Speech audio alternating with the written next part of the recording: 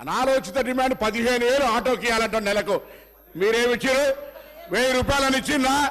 ఒకవైపు ఆటో పన్ను రద్దు చేస్తున్నామని ఛానల్లో పేరు మీద 1000 రూపాయలు వీపులు కొట్టి ఆటో కార్మికుల దగ్గరకు పోయి మాట్లాడదాం.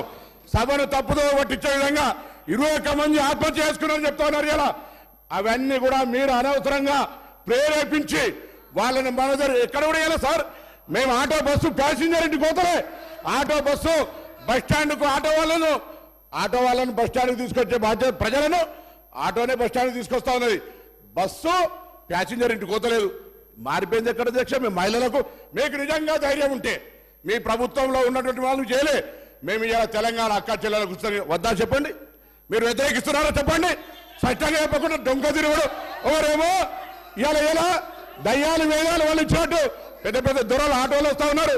ఎన్నడూ పెంచి కార్లు దిగిన వాళ్ళు ఆటోలో వస్తున్నారు. ఆటో కార్మికులను అవమానపరుస్తా ఉన్నారు. ఆటో కార్మికులు కూడా తెలంగాణ బిడ్డలు, తెలంగాణ కోసం ఉద్యమించారు. అహంకార ఫ్యూడల్స్ ఆటోలు వస్తా ఉన్నారు. ఏం ఫ్యూడలిజం ఇదే? ఆటో జీవనోపాధిగా నడుపుకుంటే ఈ ఫ్యూడల్స్ ఆటోలో వచ్చి ఆటో కార్మికులు అవమానపరుస్తారా? ఈ ఫ్యూడల్స్ ఆటో కార్మికులు అవమానపరుస్తారు అధ్యక్ష. ఇది మంచిది కాదు. దయచేసి చెప్తా ఉన్నా ఇవాళ తాపక గారు కూడా ఆర్టీసీకి సంబంధించి ప్రక్షాళన చేస్తాం అధ్యక్ష. తమ బంధువులు అని చెప్పుకొని ఎగ్జిక్యూటివ్ రిటైర్డ్ డైరెక్టర్లు 4 సంవత్సరాలు ఎండి పెట్టి అధ్యక్ష.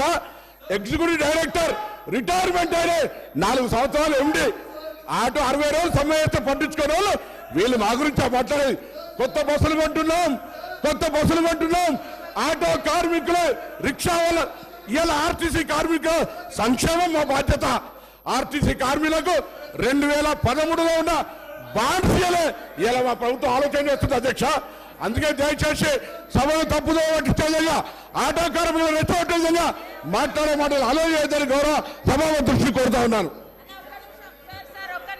పల్లా రాజేశ్వర రెడ్డి గారు ఈ విధంగా బెదిరిస్తూ ఒక్క నిమిషం. పల్లా రాజేశ్వర రెడ్డి గారు ఒక్క నిమిషం సార్.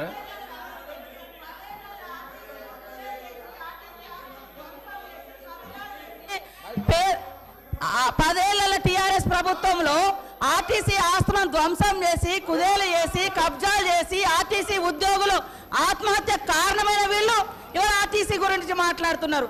అదే కాకుండా పేదవాళ్ళు ఎక్కేది ఆర్టీసీ బస్సులు. అలాంటి బస్సుల రేట్లు పెంచి ఇవాళ ఆడవాళ్ళు బస్సులలో వస్తే తట్టుకోలేకపోతున్నారు. నేను ఒకటే సూటిగా అడుగుతున్నా, ఆర్టీసీ ఫ్రీ బస్ పెట్టొద్దా?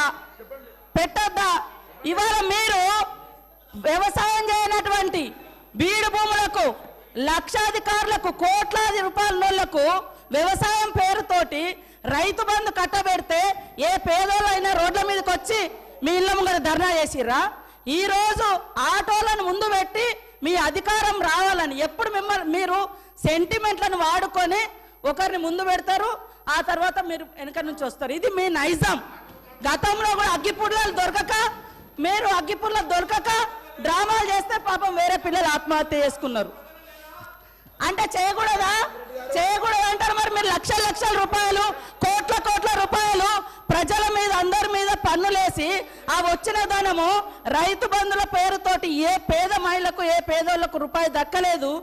కానీ మీరు మాత్రము లక్షలు ఎత్తుకున్నప్పుడు ఏ పేదోళ్ళైనా రోడ్ల మీదకి వచ్చి మాకెందుకు ఇవ్వలేదని అడిగించేటట్టుగా మేమన్నా రెచ్చగొట్టినామా? ఇవాళ అక్క చెల్లెళ్ళు అడుగుతున్నారు, నెలకు 5-6 వేలు మాకు మిగులుతున్నాయి ఆర్టీసీ బస్ తోటి. అంటే వీళ్ళు ఎందుకు తట్టుకోలేకపోతున్నారో నేను అడుగుతున్నా. మరి ఎక్కడ ఏం దొరకనట్టుగా అదే మాట్లాడుతున్నారు. మొత్తం వీళ్ళు అన్ని తీసేయండి. కాబట్టి ఆర్టీసీ బస్సులలో మహిళలు ప్రయాణం చేస్తే మీకేం ప్రాబ్లం అది చెప్పండి. పల్లా రాజేశ్వర రెడ్డి గారు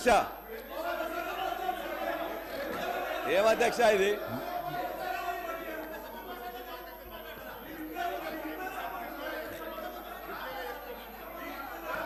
అధ్యక్ష, ఇప్పుడు ముఖ్యమంత్రి గారిని